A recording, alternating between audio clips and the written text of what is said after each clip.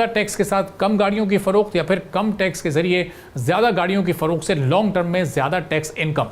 अगर हाइब्रिड पर sales tax कुछ कम किया जाता है तो ये तकरीबन 5.5% की कमी हो सकती है और इससे ख़रीदार की तादाद में इजाफा हो सकता है और वो दोबारा मार्केट का रुख कर सकते हैं, जिससे हाइब्रिड गाड़ियों की फ़रोख्त में भी इजाफा हो सकता है, जो कि इस वक्त हमें कुछ कम नज़र आ रही है। अब ये किस जानिब जा रही है, जो पॉलिसी थी वो कहाँ पर गायब हो गई, उसमें क्या क्या तब्दीलियाँ अब आएंगी, इस पर हम बात करेंगे। मशहूद अली खान साहब ऑटो सेक्टर एक्सपर्ट हैं, हमारे साथ मौजूद हैं। बहुत शुक्रिया मशहूद साहब प्रोग्राम के लिए आपने वक्त निकाला। नहीं, अभी भी जो मार्केट को कैप्चर किया हुआ है वो 3 बड़ी कंपनीज ने किया हुआ है।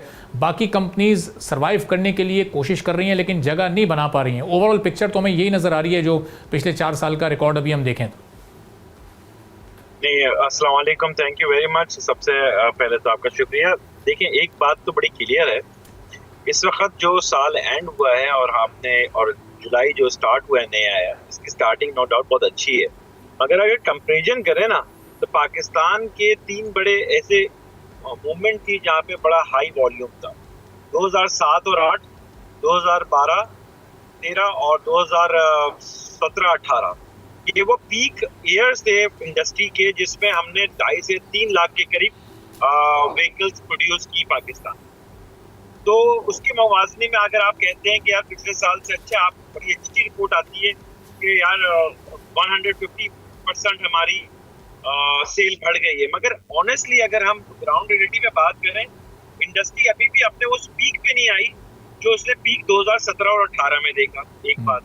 तीसरी बात, यहाँ पे जो आपने जैसे सेगमेंट बताए कि आइस इंजन की अपनी सेल एक परमानेंट आपको नजर आ रही है जुलाई में, और जो इलेक्ट्रिकल व्हीकल्स हैं या हाइब्रिड्स हैं, उसमें गवर्नमेंट का एक प्लान था पॉलिसीज में लाने का, जिसमें उन्होंने एक बात की कि 25% सेल टैक्स हम कर देंगे।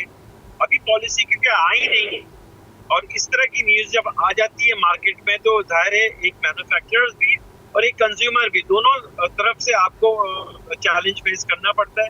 कंज्यूमर कहता है कि मैं वेट कर लेता हूँ, हो सकता है 18 पे चले जाए, और इन मैन्युफैक्चरर इंगेज है कि अगर वो मैन्युफैक्चरिंग करता है तो वो सेल टैक्स किस पे डिडक्ट करेगा, अपनी 25 पे या 18 पे। तो थोड़ी सी कंफ्यूजन है। ये कंफ्यूजन नहीं होनी चाहिए। कभी भी इंडस्ट्रियलाइजेशन की जब हम बात करते हैं या इंडस्ट्री की बात करते हैं, उसमें क्लियर पॉलिसीज होनी चाहिए। अभी पॉलिसी नहीं आई है। पॉलिसी में जो बेसिक आपने देखा और आपने सुना, आपने कवरेज भी किया है, बेसिकली मिनिस्ट्री ऑफ इंडस्ट्रीज ने इस पॉलिसी को लीड किया हारून अख्तर साहब के साथ और सेक्रेटरी सैफुद्दीन साहब, जिन्होंने बेहद मेहनत करके बहुत जबरदस्त with the OEMs, with the auto parts manufacturer, with the others, बहुत अच्छी पोजीशंस पे लाने की कोशिश की कि सब ऑन बोर्ड हो और एक लॉन्ग टर्म डायरेक्शन हम सेट कर सकें। अनफॉर्चुनेटली होता है ये कि जाहिर है डेफिनेटली आप IMF के प्रोग्राम में उसका चैलेंज आता है। फिर आपस में आप देखें कि इस वक्त पाकिस्तान में 3 बड़े प्लेयर्स हैं, जापानीज, कोरियन एंड चाइनीज। तो कोरियन और चाइनीज की आपस में भी थोड़ी सी क्लियरिटी नहीं है।